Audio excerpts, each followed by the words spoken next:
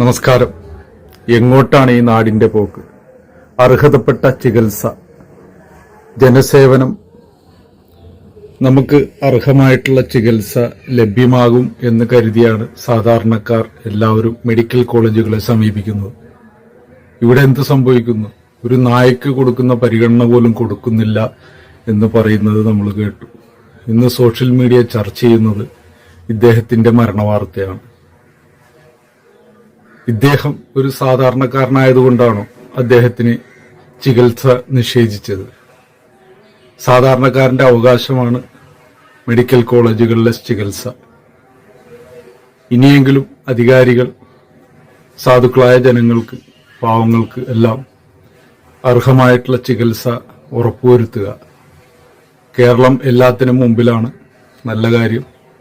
പക്ഷേ ഇതെവിടെ എത്തി നിൽക്കുന്നു എന്നുകൂടെ ഒന്ന് ശ്രദ്ധിക്കുന്നത് നന്നായിരിക്കും.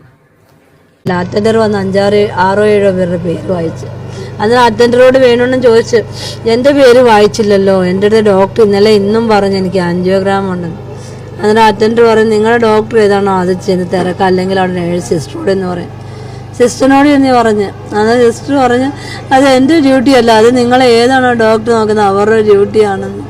അങ്ങനെ ആ ട്രോളി കൊണ്ടിട്ട് ICUവിൻ്റെ മുന്നിൽ കൊണ്ട് നിർത്തിയപ്പോൾ എന്നോട് പറഞ്ഞ്, മക്കളെ നോക്കിക്കോണം. ഞാൻ പറഞ്ഞു, അങ്ങനെ പറയല്ലേ വേണം, നമുക്ക് മക്കളെ നോക്കാൻ വേണം, ഇതുപോലെ ഇങ്ങ് വരണേന്ന് ഞാൻ പറഞ്ഞു. എന്നിട്ട് അകത്തോട്ട് കൊണ്ടാക്കിയിട്ട് ഞാൻ ഇങ്ങോട്ട് ഇറങ്ങി. ഒരു 5 മിനിറ്റ് കഴിഞ്ഞില്ല, ഉടനെ ഡോക്ടർ വിളിക്കുന്നു, വേണുവിൻ്റെ ബൈസ്റ്റാണ്. ഞാൻ ചെന്നപ്പം, നിങ്ങൾ മാത്രമേ ഉള്ളൂ, ആണുങ്ങളാരുമില്ല. ഞാൻ പറയില്ല, ഞാൻ മാത്രമേ ഉള്ളൂ. അങ്ങനെ പറയും, ആണുങ്ങളെ ആരെങ്കിലും വിളിക്കുക, അത് വേണുവിന് ഇച്ചിരി കൂടുതലാണ്, സീരിയസ്. ഞാൻ ചോദിച്ചു, അതെന്തോ പറ്റി? അത് ശ്വാസം എടുക്കാൻ പറ്റത്തില്ല പുള്ളിക്കെന്ന് പറഞ്ഞു.